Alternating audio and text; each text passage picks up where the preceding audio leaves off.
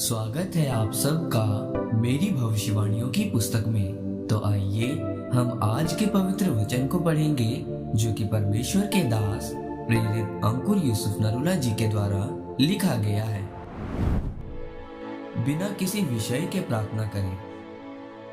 जैसा कि एस्तर की पुस्तक अध्याय 4 उसकी 16 आयत में लिखा है, तू जाकर शूशन के सब यहूदियों को इकट्ठा कर और तुम सब मिलकर मेरे निमित्त उपवास करो। 3 दिन रात ना तो कुछ खाओ और ना कुछ पियो। मैं भी अपनी सहेलियों सहित उसी रीति से उपवास करूंगी और ऐसी ही दशा में मैं नियम के विरुद्ध राजा के पास भीतर जाऊंगी और यदि नष्ट हो गई तो हो गई। मेरे प्रियो, आज बहुत सारे लोग चाहते हैं कि उनका परिवार, उनका मोहल्ला बदले, लेकिन अगर उनसे पूछें कि आप कितनी प्रार्थना करते हैं तो वो कहते हैं आधा घंटा या 1 घंटा। लेकिन आप अपने आसपास के लोगों को तभी बदल सकते हैं जब आप खुद परमेश्वर के साथ जुड़े हुए हों और बिना किसी मकसद के, बिना किसी विषय के रोज रोज परमेश्वर की हजूरी में जाते हों।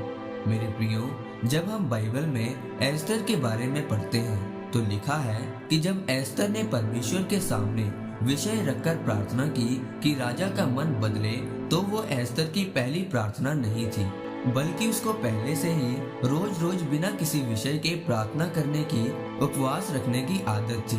उसका परमेश्वर के साथ मजबूत संबंध था। इसीलिए जब एस्तर ने परमेश्वर को पुकारा तो परमेश्वर ने उसकी प्रार्थना का उत्तर दिया और पूरी यहूदी जाति बचाई गई। जब आप रोज रोज बिना किसी मकसद के परमेश्वर की हजूरी में जाते हैं तो परमेश्वर आपको देखता है। फिर जब आप परमेश्वर से कुछ मांगते हैं तो फिर परमेश्वर आपकी प्रार्थना को सुनता है और आपकी जरूरतों को पूरा करता है। मेरे प्रियो, आज लोग कहते हैं कि मेरा परिवार नहीं बदल रहा, मेरा पति नहीं बदल रहा, मेरे रिश्तेदार मेरी नहीं सुनते।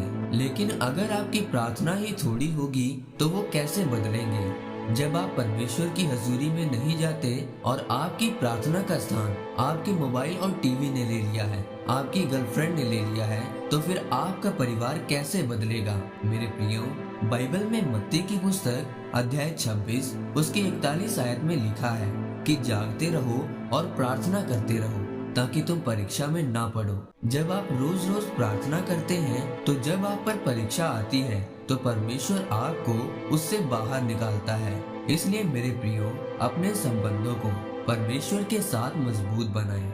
अगर आप चाहते हैं कि आपका परिवार बदले तो पहले आपको अपने आप को बदलकर परमेश्वर के साथ अपना संबंध मजबूत करना पड़ेगा ताकि आप बहुत सारे लोगों के बदलने का कारण बन सके और खुद भी आशीषित हो सके। परमेश्वर इस वचन के द्वारा आपको आशीषित करे। आमीन। आइए परमेश्वर के दास के द्वारा लिखे गए इस अंगीकार को आप मेरे साथ एक मन होकर करें। सर्वशक्तिमान परमेश्वर, मैं इस वचन के लिए आपका धन्यवाद करता हूँ। पिता, मैं अंगीकार करता हूँ कि मैं अपने हर पाप को छोड़कर आपकी उपस्थिति में जाऊंगा और प्रार्थना में समय को बिताऊंगा ताकि मैं आपकी मर्जी को पूरा कर सकूं और बहुत से लोगों के बदलाव का कारण बन सकूं। प्रभु यीशु मसीह के नाम में, आमीन। परमेश्वर आप सबको आज के वचन के ऊपर मनन करने के द्वारा आशीषित करें। आमीन।